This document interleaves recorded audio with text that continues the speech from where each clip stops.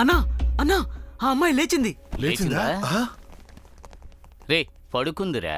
అరే వీడొకడు కళకి నిజానికి తేడా తెలియకుండా మాట్లాడుతున్నాడు. వెళ్ళి మొహం కొడుకునరా. మాయనా ఇంకా తను మైకంలోనే ఉంది. కాస్త డాక్టర్ని పిలిపిస్తారా?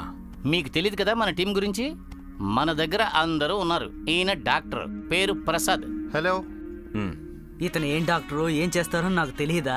రే తగ్గరా. ఈయన కంప్యూటర్ ఇంజనీర్ కార్తీక్. నమస్కారం బాసు. ఓ నమస్తే. అవునవును, బాత్రూంలో కెమెరా పెట్టి చూడడంలో పెద్ద ఎక్స్పర్ట్. ఈయనే తమ్ముడు శివ, మన సండే లాయర్.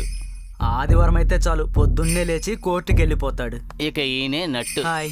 వీళ్ళు మాత్రమే కాదు, బయట ఇంకా చాలా మంది ఉన్నారు. చిటికేస్తే చాలు సర్ర సర్ర మంది దిగిపోతారు. ఈ జనమంతా మన పాకెట్లు. ఇక ఈయనే విజయరావు. ఈయన మన బాస్ మనిషి. ఇకపై ఈయన చెప్పినట్టుగానే మనందరం నడుచుకోవాలి. ఓకే. డాక్టర్ ప్రసాద్ చెప్పండి. తనకేమైందో కాస్త చూస్తారా? ఓకే.